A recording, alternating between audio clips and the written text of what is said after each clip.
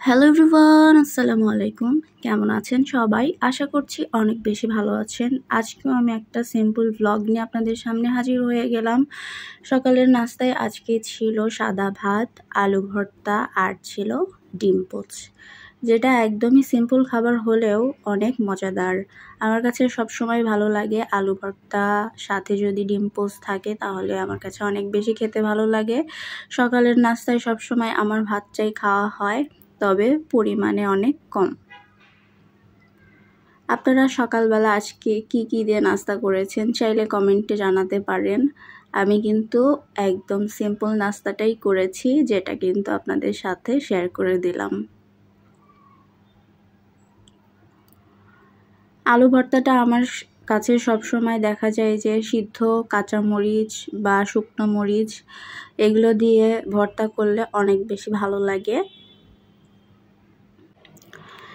তারপরে সকালবেলা বিভিন্ন রকমের সবজি ভাজি দিয়ে ভাত খেতেও অনেক বেশি ভালো লাগে, খিচুড়ি ডিম ভাজি খেতেও অনেক বেশি ভালো লাগে। মাঝে মাঝে দেখা যায় যে পরোটা, মিষ্টি, রুটি, ভাজি, ডাল এগুলো দিয়ে খেতেও অনেক বেশি ভালো লাগে। মানে সকালের নাস্তাটা সিম্পল হলেই আমার কাছে বেশি ভালো হয়। আর সকালে কিন্তু অবশ্যই নাস্তা আপনারা সবাই করবেন, না খেয়ে কেউ থাকবেন না। তো এটা ছিল দুপুরের খাবার। আজকে আমি আমার একদম সিম্পল খাবার নিয়েছি, দুপুরের ডাল আর ভাত, কারণ আমি মাছ খাবো না। এই জন্য দেখেন ভাতও অল্প নিয়েছি, একদম পাতলা মসুর ডাল নিয়েছি খাওয়ার জন্য।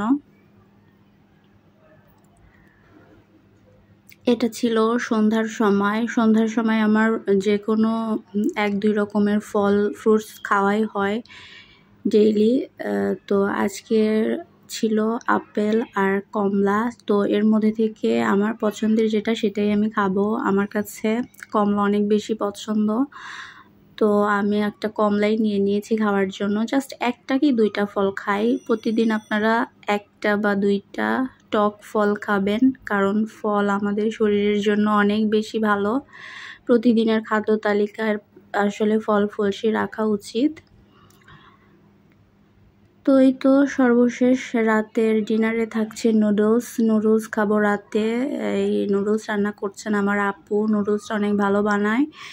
তো আপু আমাকে জিজ্ঞাসা করলো কি খাবে, আমি বললাম নুডলসটাই তৈরি করো। তো ডিম আলু দিয়ে খুব সুন্দর মতো নুডলস তৈরি করছেন। নুডলসটা অনেক বেশি ভালো হয়েছিল। খুবই সিম্পল ওয়েতে নুডলসটা তৈরি করা হয়। এই নুডলসটা বিফ দিয়ে, চিকেন দিয়ে বা চিংড়ি মাছ দিয়ে খেতেও অনেক বেশি ভালো লাগে। তো এই ছিল সারাদিনের টুকিটাকি ভ্লগ, যেটা আমি আপনাদের সাথে শেয়ার করলাম। আপনারা সবাই অনেক বেশি ভালো থাকবেন, আমার চ্যানেলটিকে সাবস্ক্রাইব করতে ভুলবেন না, আর অবশ্যই একটি লাইক দিবেন। সবাই ভালো থাকবেন, আল্লাহ হাফিজ।